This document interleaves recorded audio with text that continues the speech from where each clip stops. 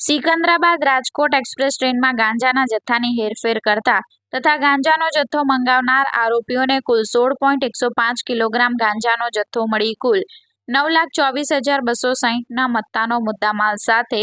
પકડી પાડતી local crime branch પશ્ચિમ રેલવે વડોદરા સુરત યુનિટની ટીમ ગુરુવારના 10 કલાકે પ્રસિદ્ધ કરેલી પ્રેસ નોટની મળતી વિગત મુજબ ડોક્ટર શ્રી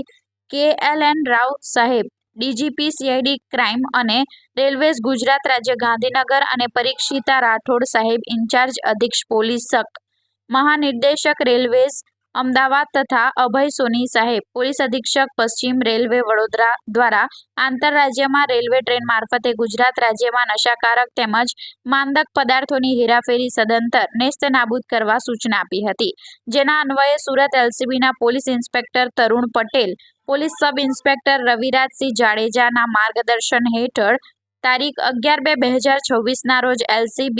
પશ્ચિમ રેલવે સુરતની ટીમના માણસોએ અલગ અલગ રેલવે સ્ટેશન ઉપર વોચ ગોઠવી પેટ્રોલિંગમાં હાજર હતા. આ દરમિયાન નવસારી રેલવે સ્ટેશનના પ્લેટફોર્મ નંબર 1 ઉપર આવેલી train number 22718 Secunderabad Rajkot superfast express train આવતા ટ્રેનમાંથી ઉતરતા પેસેન્જરના સરસામાન ઉપર વોચ કરતા હાજર હતા. આ દરમિયાન પ્લેટફોર્મ નંબર 1ના વચ્ચેના ભાગે રેલવે પોલીસ ચોકીની બાજુમાં આવેલા ફૂટ ઓવરબ્રિજ ઉપર એક ઈસમ પોતાના હાથમાં એક લીલા કલરની ટ્રોલી બેગ, ખભા ઉપર એક લાલ રાખોડી કલરની ટપકા ડિઝાઇનવાળી શોલ્ડર બેગ ભેરવીને જતો હતો. Police head constable Prakashbhai Tejabhai તથા પોલીસ કોન્સ્ટેબલ મેહુલભાઈ વશરામભાઈ નાઓ જોવામાં આવતા તેને રોકી તેના બેગમાં શું છે તે બાબતે પૂછતા બેગમાં શંકાસ્પદ નશીલા પદાર્થનો જથ્થો હોવાનું અને જથ્થો મંગાવનાર ઈસમ Navsari railway station platform number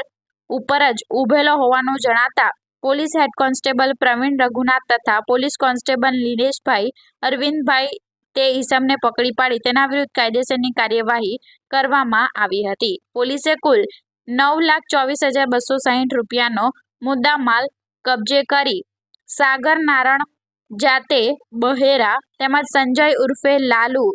Durlabhbhai જાતે વ્યાસ આ બેની ધરપકડ કરી આગળની વધુ કાર્યવાહી હાથ ધરી હતી.